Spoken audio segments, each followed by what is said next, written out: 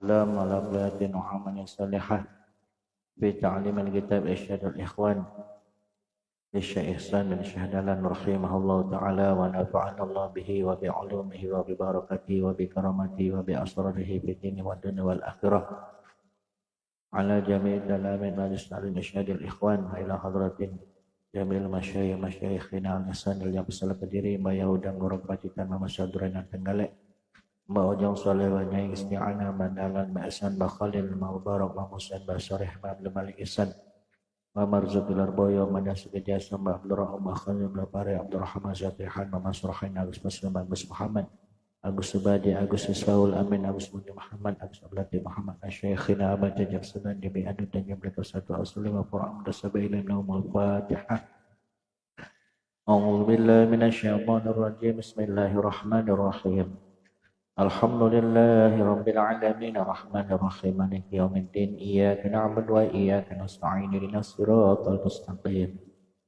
Siratal ladzina an'amta 'alaihim ghairil maghdubi 'alaihim waladdallin Amin.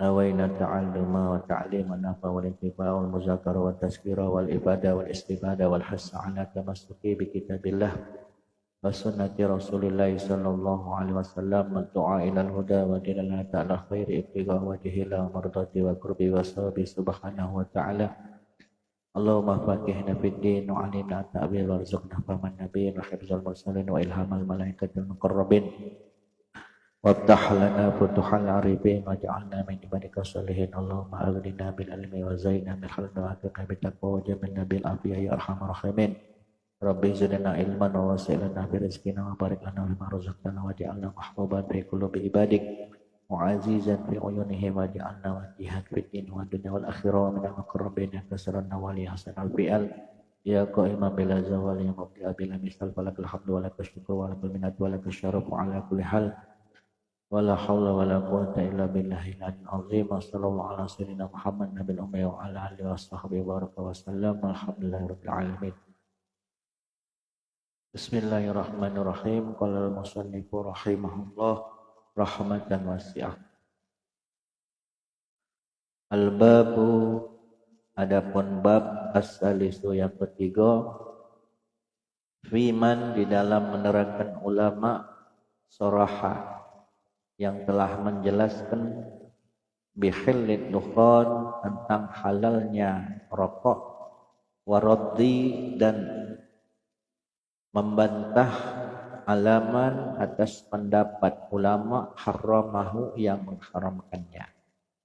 Di bab yang kedua sudah dijelaskan di antara beberapa ulama-ulama yang mengharamkan rokok, maka masuk di bab yang ketiga Syekh Ihsan menjelaskan tentang beberapa ulama yang menghalalkan daripada rokok dan membantah atas pendapat ulama yang mengharamkannya. Asarahat li'adamil harami a'immatum min jumlatil kirami minhum Abdul Ghani an-Nabulusi madhabuhul Hanafi murabbin nasi. Wasarahat dan telah jelas li'adamil harami dengan ketiadaan hukum haram a'immatun a'immah para imam para ulama min jumlatil kiram di antara sejumlah ulama-ulama yang mulia minhum di antara mereka Abdul Ghani Syekh Abdul Ghani An-Nabulusi mazhabuhu yang mana mazhab beliau Al-Hanafi bermazhab Hanafi murabbin nas yang mana Syekh Abdul Ghani ini adalah seorang ulama yang mendidik manusia. Syarahnya al-babus salis bab yang ketiga fiman di dalam menerangkan ulama suraha yang menjelaskan bihillid dukhan tentang halalnya rokok waraddi dan menolak alaman atas ulama haramahu yang mengharamkannya.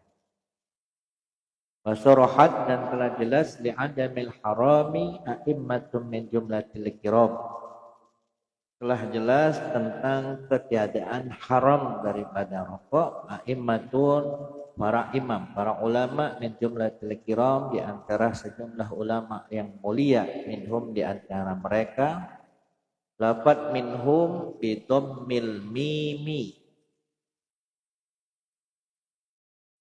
dengan didomah huruf mimnya, minhumu, berhubung dikarenakan manzumah, jadi darurat nazmi. Tapi kalau aturannya minhum, tapi karena mengikuti manzumah maka minhumu.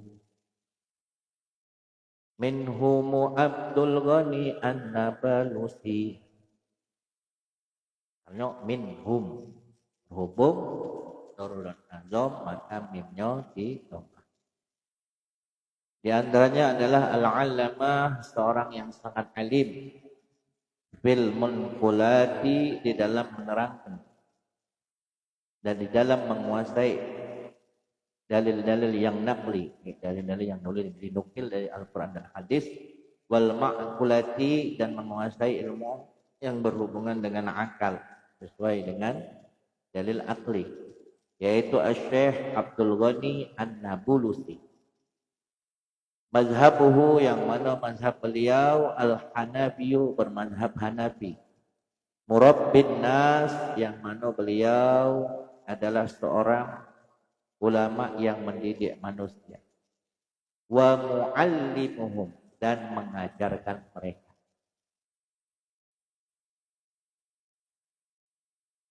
Wan nas, dan di sini Syaitan menjelaskan takrif atau definisi daripada an-nas. Yang dimaksud nas ini siapa? An-nas ismu jam'in. Jadi lafaz an-nas ini adalah bentuk kalimat isim jamak. Kalimat isim yang mempunyai arti jamak. La wahidalah, yang tidak mempunyai mufrad. Jadi tidak pakai kata tunggal. Jadi kalau disebut an-nas berarti manusia, berarti umum, banyak. Kok manusia berarti banyak. La wahida lahu min nafsi, jadi dia tidak mempunyai lafaz yang tunggal. Wa yuradifuhu, dan sinonim daripada lafaz an-nas adalah unasun. An-nas, unasun itu. Yang mana unasun ini adalah jam'u insanin, jamak dari isim mufrad insan. Jadi kalau insan jamaknya unas. Tapi kalau anas itu tidak kaki isim mufradnya. Nama itulah anas. Tapi kalau insan, kalau dibuat jamak unasun. Au insin, atau jamak dari kalimat insun. Wahuwa hakikatan bil adamiyina. Lafaz anas secara hakiki ini bermakna adamiyin. Siapa? Keturunan daripada Nabi. Wayuk laku, dan terkadang lafaz anas ini diucapkan alal jinni majazan. Kalau secara hakiki bermakna Bani Adam, tapi kalau secara majaz ini bermakna jin. Sama apa tahu Ibnu Qasim, sebagaimana keterangan yang telah diterangkan oleh Syekh Ibnu Qasim. Menurut Ibn wa aflunasun, adapun asal dari lafaz as itu adalah bunasub. Maka yashabu lahu insa wa insun. Kalau kita ingat insa wa insun. Lafaz nasut, bunasub dari lafaz nas itu adalah bunasub. Nafasibat habwatuhu, lalu kemudian habwatnya dibuang. Bunasub ini tasrifah tujuan untuk kembali. Wa uqba adha, lalu kemudian digantikan apa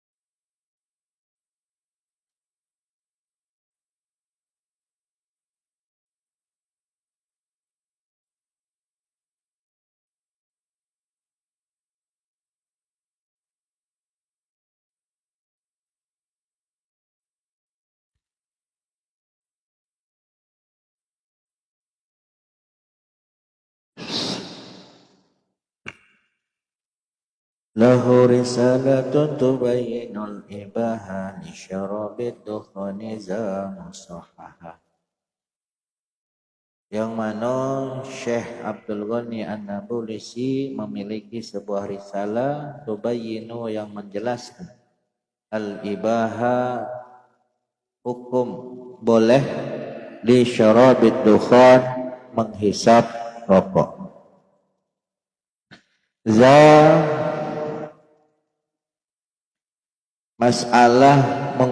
Masalah menghisap rokok ini dihukumi boleh, itu musahhah, ya, sahih, pendapat yang sahih. Wa minhum, dan diantara para ulama yang membolehkan menghisap rokok Asy-Syibra Minisi, yaitu Asy-Syaikh Syibra Al-Minisi Al-Alama yang sangat alim, Syekh Sultan Al-Halabi dan Syekh Sultan Al-Halabi Al-Fahamah yang sangat memaham tentang hukum, wal Barmawi dan Syekh Al-Barmawi. Yaqul, beliau mengatakan menguatkan daripada hukum kebolehan merokok. Qala Al-Babili, berkata Syekh Al-Babili, wa syurbuhu yuhkamu bil halal, menghisap rokok itu dihukumi halal. Amma haramuhu, adapun haramnya, keharamannya, fala li zatihi, bukan pada zatnya, bukan pada rokoknya itu yang haram. Syarahnya, walahu risalatun sama bisulhi bainal ikhwan bi hukmi ibahati syurbi wat dukhan.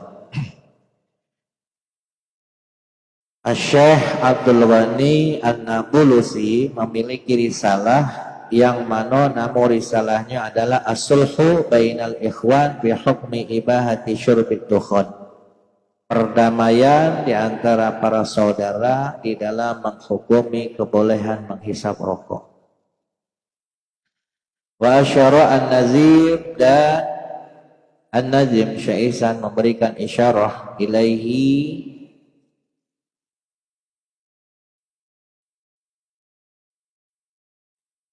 atas kebolehan daripada rokok, biqaulihi, dengan ucapan beliau tubayyinul ibahah, yang mana risalah Syekh Abdul Ghani ini menjelaskan tentang hukum boleh li syarabid dukhan, untuk menghisap rokok. Zal mazkur, sebagaimana yang telah disebutkan, minal mas'alati, daripada masalah allati hiya al-ibaha lahu, yang mana hukum daripada rokok ini adalah boleh. Hiya musahhah, dan pendapat boleh ini musahhah, ya, sahih, pendapat yang benar, indahu, menurut pandangan beliau, menurut pandangan Syekh Abdul Ghani An-Nabulsi.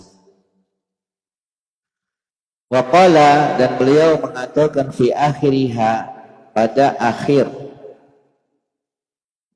masalah, pada akhir risalah beliau mengatakan minal basit, dalam sebuah bentuk manzuma yang dibuat dari bahar basit. Bahar basit itu mutafa'ilun mutafa'ilun mutafa'ilun mutafa'ilun mutafa'ilun mutafa'ilun, ya man yazunnu bizi ilmin wa zi amalin min ummatil mustafa tahrimatan baki. Ya man, wahai seorang ulama, yazunnu, yang mempunyai persangkaan, bizi ilmin, yang mana mempunyai ilmu, wazi amalin, dan dia memiliki amal, min ummatil mustafa, yang berasal dari umatnya Nabi Muhammad, tahrimatan bak, yang menyangka akan keharaman tembakau.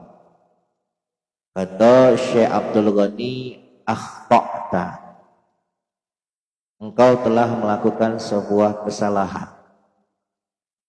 Fima, di dalam hukum, zonanta, yang kau sangkakan, ila qauli, terhadap pendapatku, Fama huwa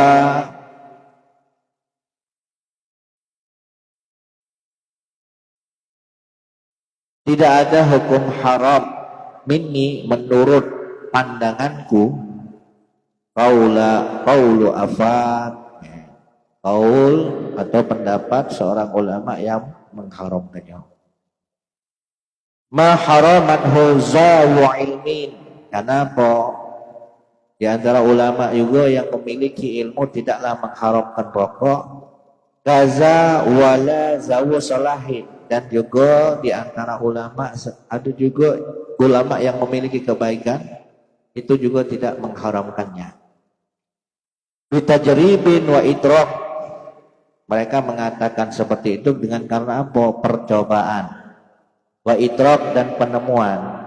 Jadi hasil penelitian ulama yang menghalalkan rokok ini bukan hanya sekedar fatwa, tapi juga mereka mencari tahu, mencoba, dan ternyata bahwasanya memang benar rokok itu tidak haram hukumnya, tidak menimbulkan efek yang mudarat. Wa inna makasural juhalu indahuma, dan sungguh sebagian besar orang-orang yang bodoh indahuma menurut pendapat mereka ulama yang memiliki ilmu, memiliki kebaikan, awsafuhu atau kan sifat-sifat daripada rokok, wa kaza takbihuhu al-haq, mereka menceritakan bahwasanya takbih rokok itu sangat buruk. Wakila dan dikatakan anhu futurun fil jusum, bahwasanya efek daripada rokok itu bisa melemaskan tubuh.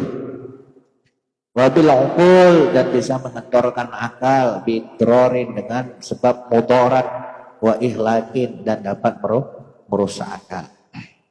Ini kata beliau Syekh Abdul Ghani An-Nablusi. Dianggap mereka untuk tidak tahu, tidak mengerti kalau mereka katakan bahwasanya rokok itu haram. Faftiyah hasbaza kalwasbi washtaharat. Mereka memperhitungkan sifat bahwasanya rokok itu haram, bahwasanya rokok itu bisa menimbulkan mudarat, bisa menghilangkan akal. Washtaharat fatwahuma, dan sungguh sudah sangat terkenal fatwanya. Baina pusakin wa nusakin, baik di kalangan orang-orang fasik maupun yang ahli ibadah. Wa fil haqiqati qad asbatu sifatan, dan di dalam hakikat, secara hakikat mereka menetapkan sebuah sifat, wa harramuhu, sifat bahwasanya rokok itu bisa menghilangkan akal, bisa melemaskan anggota tubuh. Wa harramuhu, maka mereka pun menghukumi haram iha dengan sebab dikarenakan sifat yang menimbulkan itu tadi. Tadlisun illaka. Nah, ini menurut beliau Syekh Abdul Ghani, tadlis itu apa? Ngawur, pendapat yang ngawur. Wattabagu bakin ala aslin khalaqathu, dan sementara tembakau itu bakin itu tetap seperti adanya ala asli khilqatihi, sesuai dengan asal kejadiannya. Syamsul ibaha minhu, karena asal kejadiannya memang seperti itu, asal segala sesuatu itu adalah apa? Ibahah, boleh. Aslu kulli syai'in al-ibahah. Kalau menurut qaidul fikih itu kan asal daripada segala sesuatu itu boleh. Kecuali kalau memang dasar asalnya itu adalah haram, ya maka hukumnya haram. Seperti halnya apa? Khamar. Fauqa aflaq, jadi syamsul ibahah, jadi beliau mengumpamakan kebolehan menghisap rokok ini seperti sinar matahari yang selalu senantiasa berada di atas alam semesta, fauqal aflaq. Nah, itu diantara syair terakhir atau manzumah terakhir yang Syekh Abdul Ghani terangkan di dalam kitab risalahnya untuk menjawab persoalan atau polemik haramnya mengkonsumsi rokok. Wa minhum, dan di antara para ulama aila'immatu, para ulama yang membolehkan hisab rokok adalah Asy-Syabramalisi, yaitu Syekh Syabramalisi al-alama yang sangat alim, wa Syekh Sultan al-Halabi, dan juga Syekh Sultan al-Habi al-Fahama yang sangat paham dalam ilmu agama.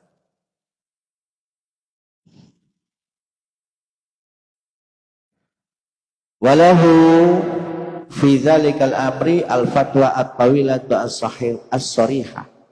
Beliau memiliki fatwa dalam urusan ini, dalam masalah rokok ini, fatwa at-tawilah yang sangat panjang lebar penjelasannya, at-tawilah as-sarihah fil ibaha, di dalam menerangkan kebolehan daripada menghisap rokok.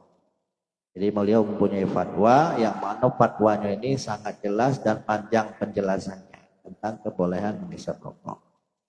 Kama qalahu Abdul Ghani An-Nabulusi, sebagaimana penjelasan yang telah dikatakan oleh Syekh Abdul Ghani An-Nabulusi. Dan di antara ulama lagi yang membolehkan rokok wal Barmawi, yaitu Syekh Al-Barmawi. Syekh Al-Barmawi ini yang mensyarahi kitab Syekh Abi Suja Al-Hasani, ya, kitab taktib. Beliau mengatakan wa hadza taqwiyatan lama qalahu An-Nabulusi, memperkuat daripada fatwa yang dikatakan oleh Syekh An-Nabulusi, ya, memperkuat bahwasanya rokok itu boleh ma'ama fihi min ziyatil Babili, disertai dengan penjelasan tambahan dari Syekh Al-Babili. Kama la yakhfa, dan keterangan beliau itu tidak tersembunyi lagi, sudah sangat jelas. Tapi di sini Syekh Ihsan tidak mengutipnya, tidak menjelaskannya di dalam kitabnya. Tapi beliau hanya menukil pendapat bahwasanya yang memperbolehkan menghisap rokok, yaitu diantaranya tadi, ya, Syekh Abdul Ghani An-Nabulusi, Syekh Al-Barmawi, Syekh Syabramalisi, Syekh Sultan Al-Halabi. Qala Syekhuna Al-Babili, berkata Syekhuna guru kami Al-Babili, wa syurbuhu yuhkamu bil halal, menghisap rokok itu dihukumi halal. Amman haramahu, menentang atau membantah daripada ulama yang mengharamkannya. Amma haramuhu, adapun menghukumi haram daripada rokok, fala yakunu, maka tidaklah hukum haram itu lizatihi, karena zatnya, karena bendanya, karena tembakaunya itu bukan. Bal huwa, akan tetapi keharaman rokok itu li amri tawri'i, dikarenakan ada sesuatu yang baru. Fantabi, maka dari itu fantabi, ketahuilah. Dalam arti bukan tembakaunya, tapi ada sesuatu yang menyebabkan tembakau itu bisa dihukumi haram dikarenakan yang mengkonsumsinya atau yang menghisapnya itu tidak cocok, tidak cocok. Bal huwa lil amri at-tari fantabi. Jadi maksudnya bahwa keharaman rokok itu bukan karena zatnya, bukan karena tembakaunya, tetapi karena perkara yang baru bagi yang mengkonsumsinya, yang menghisapnya.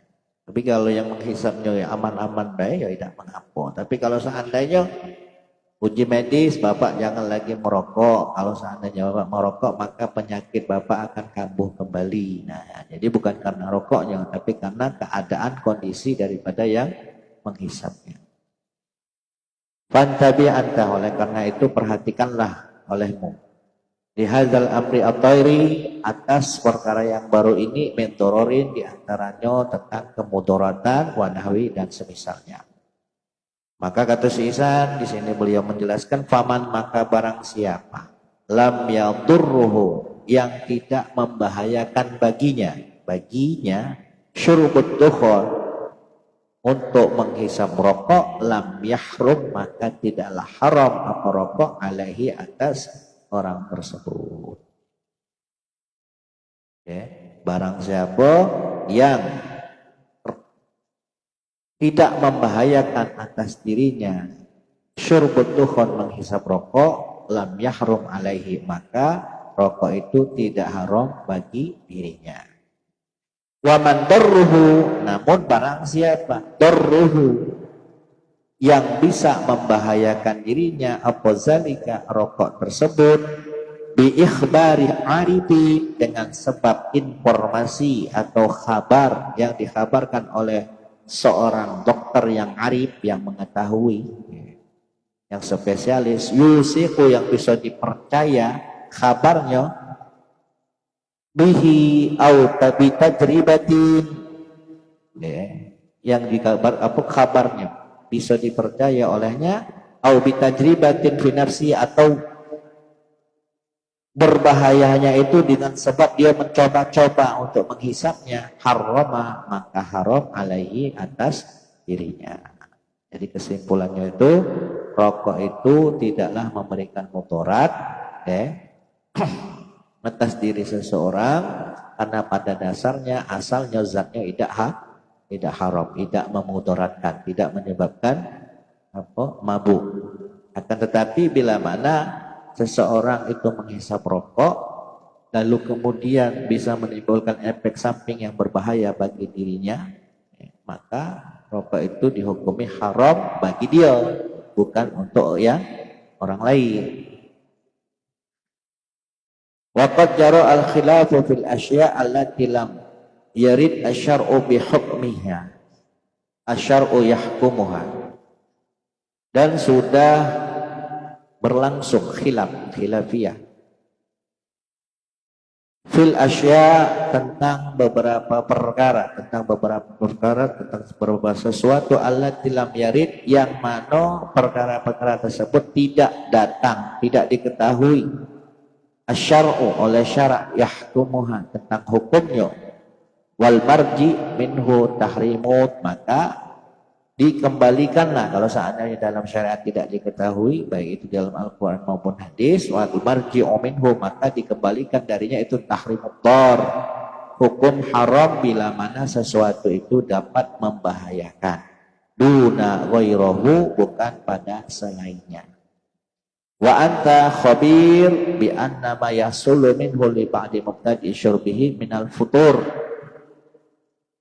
dan engkau khabirun, orang yang mengkhabarkan bi anna ma yasulu minhu, bahwasannya apa yang telah dihasilkan daripada menghisap rokok, li ba'di mubtadi syurbuhu, pada sebagian orang yang baru memulai untuk menghisap rokok, apa yang dihasilkan minal futur, diantaranya adalah lemahnya tubuh, kelemahan.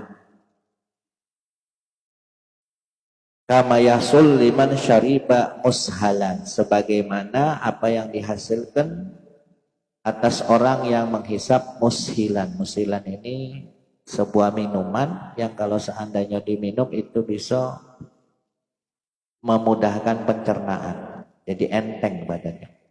Laisa min tagyibil aqli, memang bisa melemahkan tubuh tapi tidak bisa menghilangkan akal.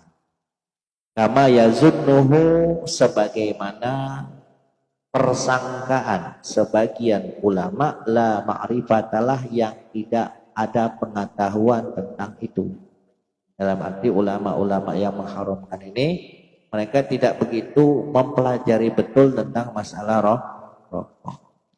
Jadi mereka langsung memvonis bahwasanya hukumnya haram. Wa in nusallimu annahu mimma yaghibul aqla falaysa minal muskir.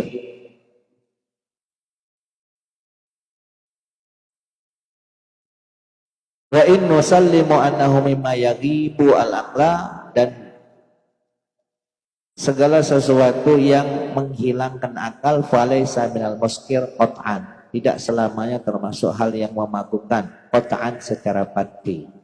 Di annahu laisa ma'ana syadid wa farhid kama alimta, karena sesungguhnya rokok itu setelah dinikmati, setelah dihisap itu laisa ma'ana syadid wa farhid, tidak menimbulkan nasyad. Nasyad itu apa namanya? Doping. Wa farhid, dan kegembiraan. Nah, beda kalau wong mabuk. Mabuk itu kan hilang akal, timbul pecah, dia semakin semangat. Wa farhin, makin bergembira. sebagaimana yang telah kita ketahui. Tapi kalau rokok kan tidak macam itu efek. Wahina izin, oleh karena itu fayajuzu, diperbolehkan istiqmaluhu dalam arti pun diperbolehkan untuk menggunakannya liman atas orang la yagibu akluhu, yang tidak bisa menghilangkan akalnya. Kalau seandainya ada uang yang nyoba-nyoba nyicip rokok, lalu kemudian dengan dia menghisap itu bisa menimbulkan mudarat dalam dirinya, bisa membuat dia pening atau misalkan mabok. Nah, maka rokok itu menjadi hukum haram atas dirinya, bukan untuk orang lain.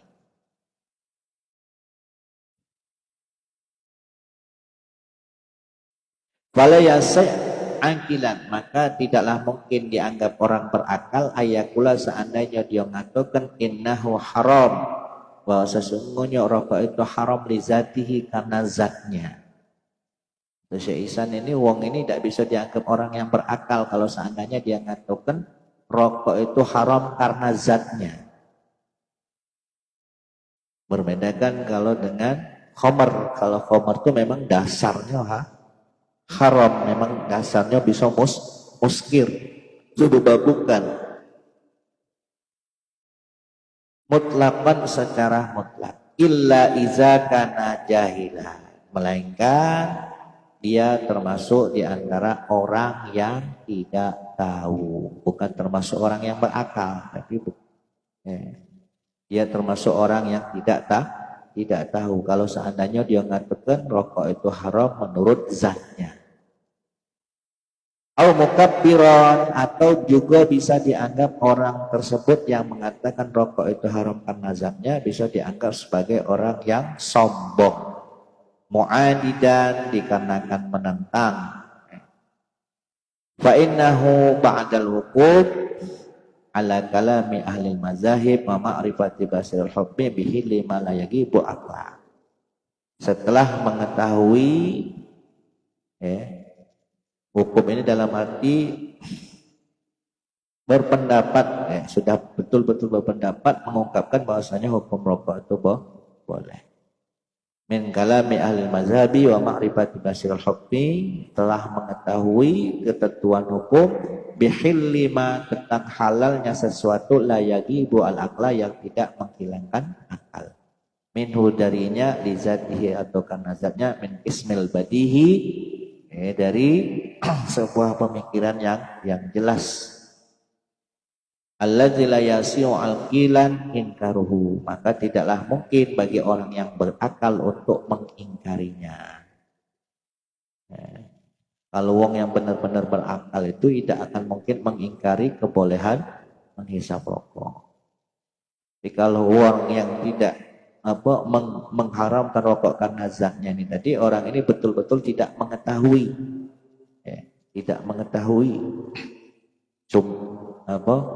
sumber asalnya. Wa bihaza, oleh karena itu anna syaribat dukhan al-ma'ruf laisa mimma yagibu al-qal al-aslan. Jadi menghisap rokok yang sebagaimana sudah diketahui itu adalah laisa mimma, bukanlah sesuatu yagibu al-qal, yang bisa menghilangkan akal aslan sama sekali. Walaysa binajisin, dan juga rokok itu bukanlah najis. Wa bakana kadzalika la yahrumu istimaluhu li dzatihi. Bahkan tidaklah dihukumi haram menggunakannya li dzatihi, karena zatnya. Bal lima ya'lidu anhu lima marra, akan tetapi haram dipergunakan, haram dihisab dikarenakan ada perkara yang baru yang menyebabkan mudarat bagi yang mengkonsumsinya, dari yang arti mereka yang memang tidak cocok, kondisi kesehatannya tidak cocok kalau untuk menghisap rokok. Kaza afadahu, sebagaimana keterangan fi syarhil lamiyati Ibnul Wardi, sebagaimana keterangan di dalam kitab syarah Lamiyah Ibnul Wardi. Fa'in qulta, jika engkau mengatakan, di sini ada perumpamaan yang digambarkan oleh Syekh Ihsan. ucapanmu inna dukhon laisa binajisin mamnu, bahwa sesungguhnya menghisap rokok itu bukanlah najis dan terlarang. Li'annahu yuballu bil khamri, karena rokok itu proses pembuatannya itu dibasahi dengan khamr atau dihukumi haram. Kalau seandainya ada yang mengatakan macam itu, inna dukhon laisa binajisin mamnuun li'annahu yuballu bil khamr.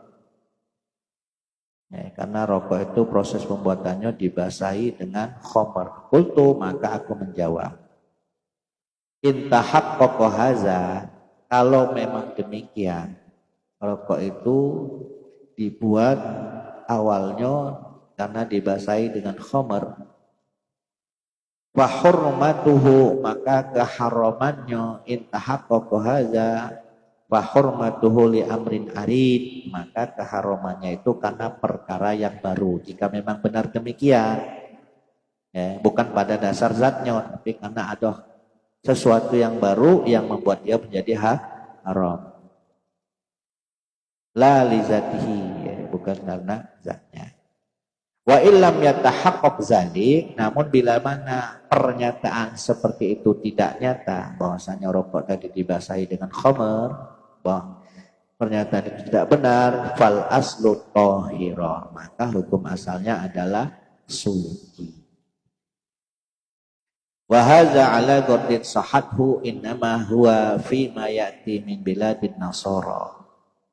Dan bila mana ini terjadi ala ghorti sihatihi, betul karena kesengajaan, innama huwa fi ma ya'ti min biladin nasara, tentunya ini hanya berlaku di negara-negara Nasrani, agama Nasrani, wa nahwiha, dan sepadannya. Kalau seandainya memang betul, nah ini hanya berlaku pada negara-negara yang beragama Nasrani, berarti non-Islam. Wa amma ma ya'ti min biladi takrur wa nahwiha, adapun kalau keterangan ini datang pada negara-negara yang beragama Islam, wa nahwiha, dan sepadannya, fa huwa muhaqqaqus salama min hadza, maka sudah dipastikan selamat, sudah dipastikan selamat dari hal tersebut. Dalam arti tidak mungkin rokok itu dibuat dari barang yang haram. Kalau seandainya dibuat dari barang yang haram, pastikan diteliti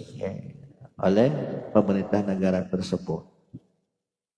Ala anna Ibnu Rushdin jazimun bitahorat bidukhanin najis. Bahkan Syekh Ibnu Rushdi jazimun, memantapkan bitahorati dukhanin najis.